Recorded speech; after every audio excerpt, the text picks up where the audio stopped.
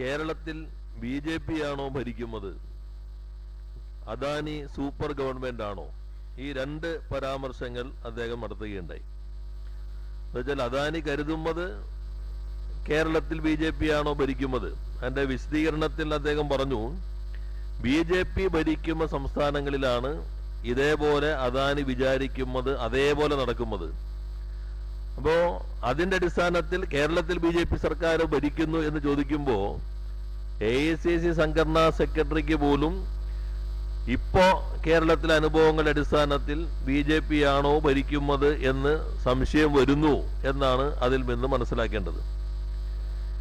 ഇവിടെ നാം കാണേണ്ടത്, ഇന്നലെ ബഹുമാനപ്പെട്ട പ്രതിപക്ഷ നേതാവ് വ്യക്തമാക്കി എങ്ങനെയാണ് അദാനിയുടെ ഈ തുറമുഖ കമ്പനിയുടെ ഷെയറുകൾ കൈമാറിയിട്ടുള്ളത്.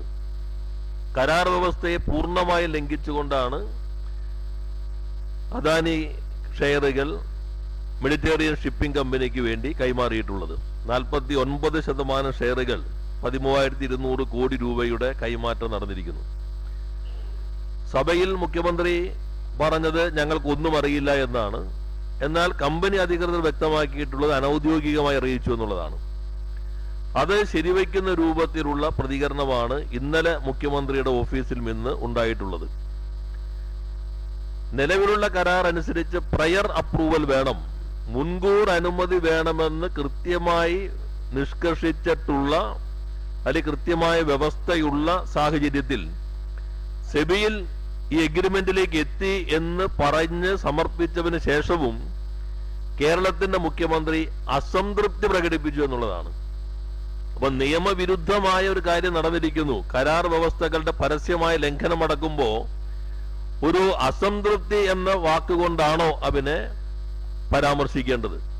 അപ്പൊ കരാർ ലംഘനത്തിനെതിരെ ശക്തമായ നിലപാട് സ്വീകരിക്കുമെന്ന് പറയാൻ എന്തുകൊണ്ട് മുഖ്യമന്ത്രി ധൈര്യം കാണിക്കുമില്ല?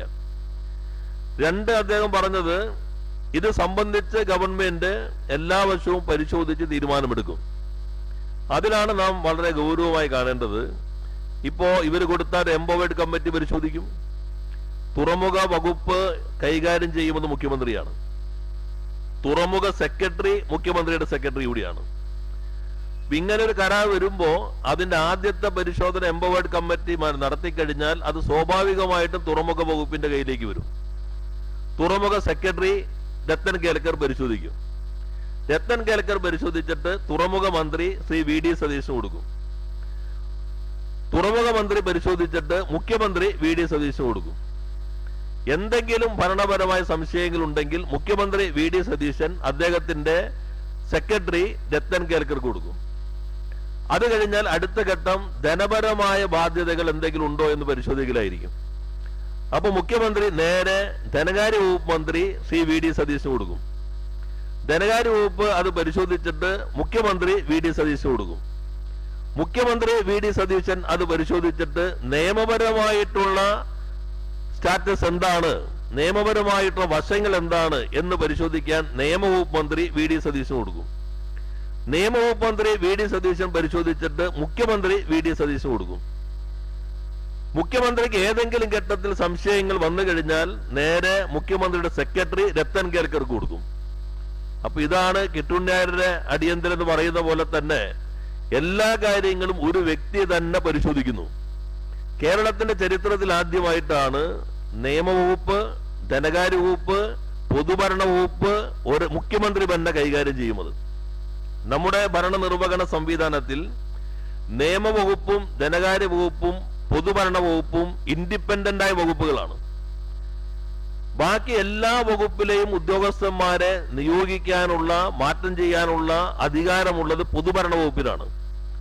അപ്പൊ തുറമുഖ വകുപ്പിൽ ഉൾപ്പെടെ സെക്രട്ടറി മാത്രമല്ല, ഏത് ഉദ്യോഗസ്ഥനാണ് ഫയൽ നോക്കേണ്ടതെങ്കിൽ അവിടെ ആരിക്കണം എന്ന് തീരുമാനിക്കുന്നത് മുഖ്യമന്ത്രി കൈകാര്യം ചെയ്യുന്ന പൊതുഭരണ വകുപ്പാണ്. അപ്പൊ പൂർണ്ണമായിട്ടും ഒരു വ്യക്തിക്ക് ഇത് സംബന്ധിച്ച് തീരുമാനമെടുക്കാനുള്ള അവസരം ഒരുക്കിയിട്ടുള്ളതാണ്. വകുപ്പുകൾ നിശ്ചയിക്കുന്നത് മുഖ്യമന്ത്രിയാണ്. ഈ വകുപ്പുകൾ ധനം, നിയമം, പൊതുഭരണം, തുറമുഖം, ഏറ്റവും പ്രധാനപ്പെട്ട ഈ 3 സ്വതന്ത്ര വകുപ്പുകളും വിഴിഞ്ഞം തുറമുഖവുമായി ബന്ധപ്പെട്ടുകൊണ്ടുള്ള ഈ വകുപ്പും അത് സ്വയം ഏറ്റെടുത്തിരിക്കുന്നത് എന്തിന്റെ ധാരണയുടെ അടിസ്ഥാനത്തിലാണ് എന്ന് വ്യക്തമാക്കേണ്ടതുണ്ട്. അതുകൂടി മനസ്സിലാക്കിയിട്ടായിരിക്കാം AICCയുടെ സംഘടനാ സെക്രട്ടറി അത്തരമൊരു നിലപാട് പരസ്യമായി തന്നെ അദാനിക്ക് നൽകിയിട്ടുള്ള ആനുകൂല്യത്തെക്കുറിച്ച് പരാമർശിച്ചിട്ടുള്ളത്. അത് ഗൗരവമായി തന്നെ കാണേണ്ടതുണ്ട്. 13,200 കോടി രൂപയ്ക്ക് 49% ഷെയറുകൾ കൈമാറി എന്നുള്ളത് സെബിക്ക് 30-ാം തീയതി നൽകിയ അവരുടെ അപേക്ഷയിൽ 29 ജൂണിൽ ഈ കരാർ ഒപ്പിട്ടിരിക്കുന്നു എന്നാണ് വ്യക്തമാക്കിയിട്ടുള്ളത്. അപ്പോൾ പ്രകടമായ നിയമലംഘനം നടന്ന സന്ദർഭത്തിൽ അത് സംബന്ധിച്ച് ശക്തമായ നിലപാട് സ്വീകരിക്കാതെ അതൃപ്തി എന്ന ഒരു വാക്കിനകത്താണ് മുഖ്യമന്ത്രിയുടെ ഓഫീസ് ഇപ്പോൾ പ്രതികരണം ഒതുക്കിയിട്ടുള്ളത്. രണ്ടാമത്തെ കാര്യം മദ്യ നികുതിയെ സംബന്ധിച്ചാണ്. വീര്യം കുറഞ്ഞ മദ്യത്തിന് നികുതി നിശ്ചയിക്കുക എന്നുള്ളത് ഇപ്പോ ഫിനാൻസ് ബില്ലിലൂടെ സംസ്ഥാനത്തെ നിയമത്തിന്റെ ഭാഗമായി. അതിനുശേഷമാണ് പറയുന്നത് UDF തീരുമാനിക്കുമെന്നുള്ളതാണ്. എന്നാൽ നിയമം പാസാക്കി കഴിഞ്ഞാൽ ഇനി ആ വ്യവസ്ഥ മാറണമെങ്കിൽ മറ്റൊരു നിയമം കൊണ്ട് മാത്രമേ സാധ്യമാവുകയുള്ളൂ. പാർലമെന്റിനകത്ത് ബില്ലുകൾ സ്റ്റാൻഡിംഗ് കമ്മിറ്റിക്ക് വിടുന്നില്ല എന്ന വിമർശനം തുടർച്ചയായി പ്രതിപക്ഷം ഉയർത്തുമ്പോൾ അതിനെ ശക്തമായി മുൻപിൽ നിന്ന് നയിക്കുന്ന രാഹുൽ ഗാന്ധിയാണ്. കോൺഗ്രസിനും അതേ അഭിപ്രായം തന്നെയാണ് പാർലമെന്റിനെ സംബന്ധിച്ചുള്ളത്. ബില്ലുകൾ സ്റ്റാൻഡിംഗ് കമ്മിറ്റിയുടെ സ്ക്രൂട്ടിനിക്ക് വിധേയമാക്കുമില്ല, ജനാധിപത്യ വിരുദ്ധമായി പാസാക്കുന്നു എന്ന് മോഡി ഭരണത്തെ വിമർശിക്കുന്ന കോൺഗ്രസിന്റെ മുഖ്യമന്ത്രി കേരളത്തിൽ ഇതുവരെ കാണാത്ത രൂപത്തിൽ ഫിനാൻസ് ബില്ല് സബ്ജക്ട് കമ്മിറ്റിക്ക് വിടാതെ ഏകപക്ഷീയമായി ഈ ഭൂരിപക്ഷത്തെ ഉപയോഗിച്ച് പാസാക്കിയെടുക്കുന്ന കാഴ്ചയ്ക്കാണ് നിയമസഭ സാക്ഷ്യം വഹിച്ചത്. ഇനി അത് മാറ്റണമെങ്കിൽ വീണ്ടും നിയമസഭയിൽ ബില്ല് വരണം. യഥാർത്ഥത്തിൽ ഇവർ പറയുന്നത് UDF തീരുമാനിച്ചാൽ വിൽക്കണമല്ലോ, അപ്പൊ അതിന് നികുതി വേണമല്ലോ. ഇപ്പൊ വിൽക്കുന്നതിന് യഥാർത്ഥത്തിൽ നികുതിയുണ്ട്, 251% നികുതിയുണ്ട്. ആ നികുതി അനുസരിച്ച് അവർക്ക് വിൽക്കുന്നതിന് തടസ്സമില്ല. അതിന് പ്രത്യേകമായിട്ടുള്ള ബീവറേജ് കോർപ്പറേഷൻ വഴി വിൽക്കണമെങ്കിൽ അനുമതിയുടെ മാത്രം പ്രശ്നമേ ഉള്ളൂ. ഇനി UDF തീരുമാനിക്കുമ്പോൾ വിൽക്കണമെങ്കിൽ ഗവൺമെന്റിന് ഒന്നുകിൽ നിയമസഭയ്ക്കകത്ത് അപ്പോൾ ഒരു ബില്ല് കൊണ്ടുവരാം, അല്ല അതിവേഗതയിൽ UDF തീരുമാനിച്ചാൽ വിൽക്കണമെന്നുണ്ടെങ്കിൽ ഒരു ഓർഡിനൻസ് ഇറക്കിയാൽ മതി. ആ സന്ദർഭത്തിൽ അപ്പൊ ഫിനാൻസ് ബില്ലിനകത്തു നിന്ന് ഈ പുതിയ നികുതി വ്യവസ്ഥ കൊണ്ടുവരുന്നത് പിൻവാങ്ങാൻ പറ്റാത്ത രൂപത്തിലുള്ള എന്തോ ഒരു കമ്മിറ്റ്മെന്റ് മുഖ്യമന്ത്രിക്ക് ഉണ്ടായി എന്നതിന്റെ ഭാഗമായിട്ടാണ്. അദ്ദേഹമാണ് നേരത്തെ വ്യക്തമാക്കിയത്, ഖജനാവിലേക്ക് പോകേണ്ട നികുതിപ്പണമാണ് വലിയ ഡിസ്റ്റലറികളിലേക്ക് മാറ്റാൻ പോകുന്നത്. അത് വലിയ അഴിമതിക്ക് കളമൊരുക്കുന്നു, ഞങ്ങൾ മനസ്സിലാക്കിയിട്ടുണ്ട് എന്ന് നിങ്ങൾ അറിഞ്ഞോളൂ എന്ന് പരസ്യമായി പറഞ്ഞയാൾ മുഖ്യമന്ത്രിയായി കഴിഞ്ഞപ്പോ ഖജനാവിലേക്ക് വരേണ്ട പണം ഡിസ്റ്റലറികൾക്ക് നൽകുന്ന നികുതി നിർദ്ദേശം എല്ലാ മാനദണ്ഡങ്ങളും ഒഴിവാക്കിക്കൊണ്ട് അവതരിപ്പിച്ചിരിക്കുന്നു എന്നുള്ളതാണ്. ഇത് രണ്ടും ഈ 1.5 മാസത്തിനുള്ളിൽ ഗൗരവമായ അഴിമതിയുടെ ഭാഗമാണ്.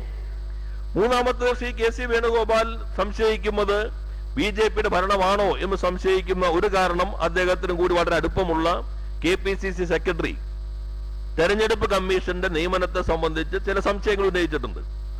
ഗവൺമെന്റിന് തെരഞ്ഞെടുപ്പ് കമ്മീഷൻ നിയോഗിക്കാം, അത് അതിന്റെ മാനദണ്ഡങ്ങൾ അനുസരിച്ച് തീരുമാനമെടുക്കാം. പക്ഷെ അങ്ങനെ നിയമിക്കുന്ന ഒരാളെ സംബന്ധിച്ച് KPCC സെക്രട്ടറി തന്നെ അതീവ ഗൗരവമായ ഒരു പ്രശ്നം ഉന്നയിച്ചിരിക്കുന്നു. ഒരു സംഘി താല്പര്യം അതിനകത്തുണ്ട് എന്ന് കോൺഗ്രസിന്റെ തന്നെ മേധാവ് പരസ്യമായി പറയുന്നു. ഇവിടെ നമ്മൾ കാണേണ്ട ഒരു ഭാഗം, നിലവിൽ രാജ്യത്ത് ഉള്ള ഡീലിമിറ്റേഷൻ നിയമപ്രകാരം നിയമസഭാ മണ്ഡലങ്ങളുടെയും പാർലമെന്റ് മണ്ഡലങ്ങളുടെയും പുനഃസംഘടനയ്ക്ക് വേണ്ടിയുള്ള കമ്മീഷനിൽ നിയമപ്രകാരമുള്ള എക്സ് ഒഫീഷ്യോ അംഗം സംസ്ഥാനത്തിന്റെ തെരഞ്ഞെടുപ്പ് കമ്മീഷനാണ്. കേരളത്തിൽ കഴിഞ്ഞ തവണ നിയമസഭാ മണ്ഡലങ്ങൾ പുനഃസംഘടിപ്പിച്ച ഘട്ടത്തിൽ അന്നത്തെ സംസ്ഥാന തെരഞ്ഞെടുപ്പ് കമ്മീഷണറായിട്ടുള്ള ശ്രീ മോഹൻദാസ് ആ ഡീലിമിറ്റേഷൻ കമ്മീഷനിൽ അംഗമായിരുന്നു. സംസ്ഥാനത്തിന്റെ ഏക പ്രതിനിധിയുമുള്ളത് ഈ എക്സ് ഒഫീഷ്യോ മെമ്പറായിക്കൊണ്ടുള്ള സംസ്ഥാന തെരഞ്ഞെടുപ്പ് കമ്മീഷണർ മാത്രമാണ്.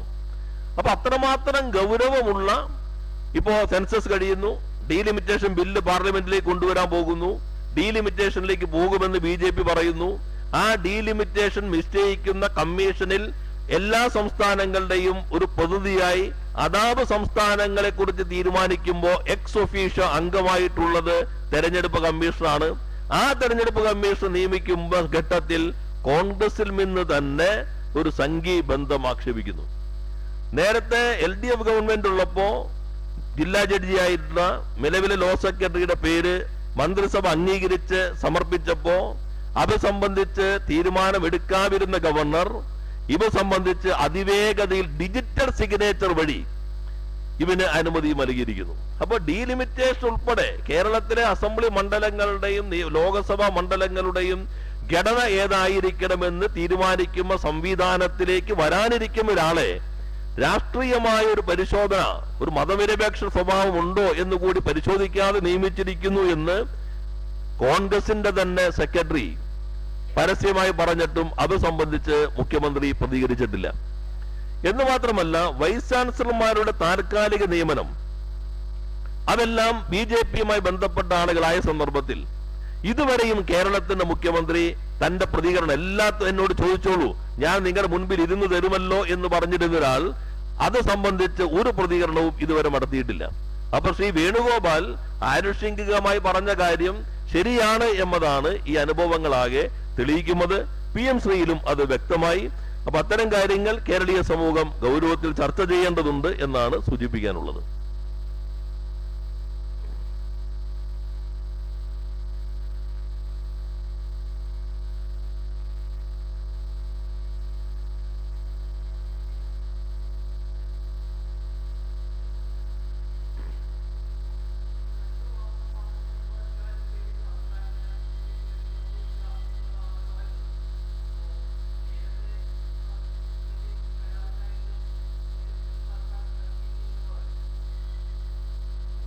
ഏത് കരാർ?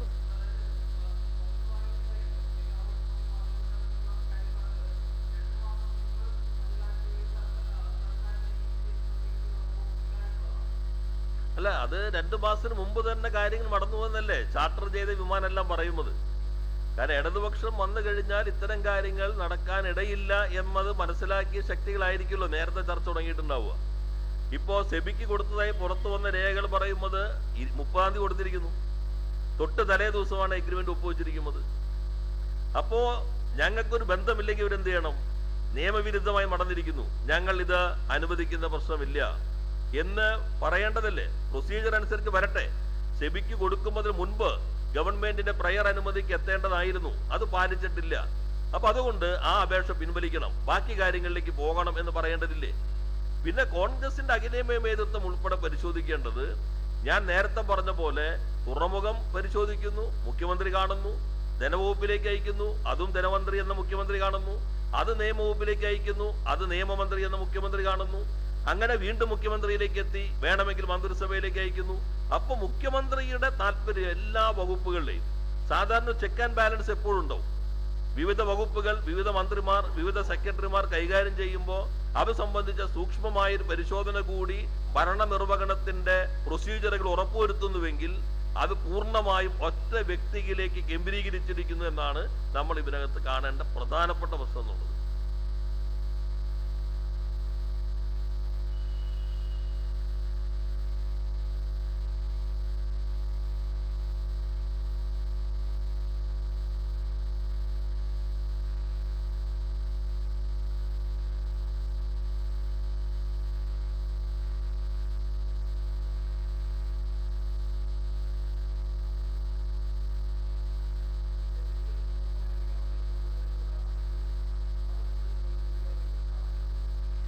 നമ്മൾ കാണേണ്ട ഒരു അസാധാരണത്വമുണ്ട്.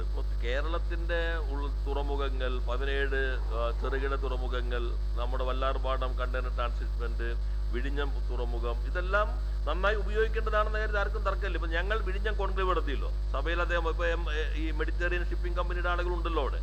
പക്ഷെ വിഴിഞ്ഞം കോൺക്ലേവ് എന്നുള്ളത് അവിടുത്തെ ലോജിസ്റ്റിക് പാർക്കുകൾ, മാനുഫാക്ചറിങ് ക്ലസ്റ്ററുകൾ, ഇത് ഉപയോഗിച്ചിട്ട് വെറുതെ ഈ ഒഴിഞ്ഞ കണ്ടെയ്നർ വന്ന് തിരിച്ചു കയറി പോകുന്നു എന്നതുകൊണ്ട് നമ്മുടെ എക്കണോമിക്ക് പ്രതീക്ഷിക്കും അത്ര ഗുണം ഉണ്ടാവില്ല. അപ്പൊ അതുകൊണ്ട് ലോജിസ്റ്റിക്സ് വേണം. പിന്നെ ഞങ്ങൾ നേരത്തെ പറഞ്ഞതുപോലെ ലോകത്തുനിന്ന് എമ്പാടുന്നുള്ള അസംസ്കൃത വസ്തുക്കൾ ഇങ്ങോട്ട് വരികയും അല്ലെങ്കിൽ പല പാർട്സുകൾ ഇങ്ങോട്ട് വരികയും അത് അസംബിൾ ചെയ്ത് പുതിയ ഉൽപ്പന്നമായിട്ട് ലോകത്തിന്റെ പല ഭാഗങ്ങളിലേക്ക് കൊണ്ടുപോകാൻ പറ്റുന്ന മാനുഫാക്ചറിങ് സംവിധാനങ്ങൾ വിഴിഞ്ഞത്തിനോട് ചേർന്ന് വികസിക്കണം. അതിനുവേണ്ടിയാണ് 1000 കോടി രൂപ വരെ വായ്പ എടുക്കാൻ കിൻഫ്രയ്ക്ക് നേരിട്ട് അനുമതി നൽകി. വിഴിഞ്ഞം കോൺക്ലേവ് സംഘടിപ്പിച്ചു. ഇവരെല്ലാം പങ്കെടുത്തിട്ടുണ്ട്. അതെല്ലാം വികസിപ്പിക്കേണ്ടത് തന്നെ. പക്ഷെ ഇത് ഒറ്റവിലേക്ക് കേന്ദ്രീകരിക്കുന്ന, പൂർണ്ണമായിട്ട് ഇപ്പോൾ മെഡിറ്ററേനിയൻ ഷിപ്പിംഗ് കമ്പനിയാണ് ഏറ്റവും കൂടുതൽ ഷിപ്പുകൾ അവിടേക്ക് എത്തിക്കുന്നത്. ആ കമ്പനിക്ക് തന്നെ ഈ പോർട്ടിന്റെ പൂർണ്ണ നിയന്ത്രണം വന്നാൽ ആ കമ്പനിയുടെ താല്പര്യങ്ങൾക്കനുസൃതമായ വ്യവസ്ഥകളായിരിക്കും അവിടേക്ക് വരിക. അങ്ങനെ വന്നു കഴിഞ്ഞാൽ ഒരു സ്വതന്ത്രമായ മത്സരം ഇല്ലാതാകും, മൊണോപ്പൊളിയിലേക്ക് പോകും. അതുകൊണ്ടാണ് മിക്കവാറും രാജ്യത്തെ തുറമുഖങ്ങളൊന്നും ഷിപ്പിംഗ് കമ്പനികൾക്ക് പൂർണ്ണമായി അതിന്റെ നിയന്ത്രണമുള്ള രീതി അംഗീകരിക്കാതെ പോകുന്നത്. മറ്റ് എല്ലാവരുടെയും ഒരു മത്സര സ്വഭാവത്തെ നിലനിർത്താൻ വേണ്ടിയാണ് അത്തരം നിലപാട് സ്വീകരിക്കുന്നത്. ഇത് പൂർണ്ണമായും ഒരു കുത്തകവൽക്കരണത്തിലേക്ക് പോകും എന്നാണ് കാണേണ്ടത്. അത് നമ്മൾ ഉദ്ദേശിക്കുന്ന ഒരു ഗുണമല്ല, ഫലമല്ല വിഴിഞ്ഞത്തിൽ നിന്ന് കേരളത്തിന് ലഭിക്കാൻ പോകുന്നത്. അതുകൊണ്ടാണ് ഇത് ഗൗരവമായി തന്നെ കാണണം എന്ന് പറയുന്നത്.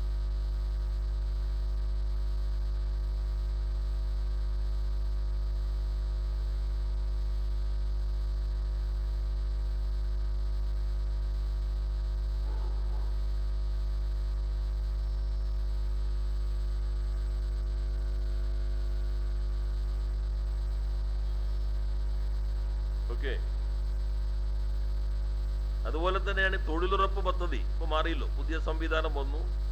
അപ്പൊ ഇന്ന് ചില മാധ്യമങ്ങളിൽ കാണുന്നുണ്ട് തെലങ്കാന ഗവൺമെന്റ് സുപ്രീം കോടതിയെ സമീപിക്കുന്നുണ്ട്. സംസ്ഥാനത്തിന്റെ ഭാരം അധികരിക്കുന്ന തൊഴിലുറപ്പ് പദ്ധതിയുടെ ഉള്ളടക്കത്തെ തൊഴിലിനെയും ഇല്ലാതാക്കുന്ന രൂപത്തിലുള്ള പദ്ധതിക്കെതിരെ തെലങ്കാന സർക്കാർ സുപ്രീം കോടതിയെ സമീപിക്കാൻ പോകുന്നു എന്ന് വാർത്താ മാധ്യമങ്ങൾ കാണുന്നുണ്ട്. അതിലും BJPയുടെ താല്പര്യത്തിനൊപ്പമാണോ കേരളത്തിലെ ഗവൺമെന്റ് നിൽക്കുന്നത്? അവിടെയും ഗുസ്തി മത്സരത്തിനില്ല എന്ന് പറഞ്ഞ് വിനീത വിധേയമായിട്ടാണോ നിൽക്കുന്നത്?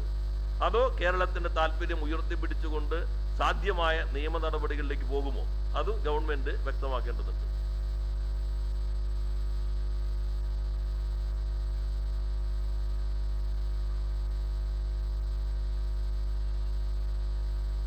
ഓക്കെ.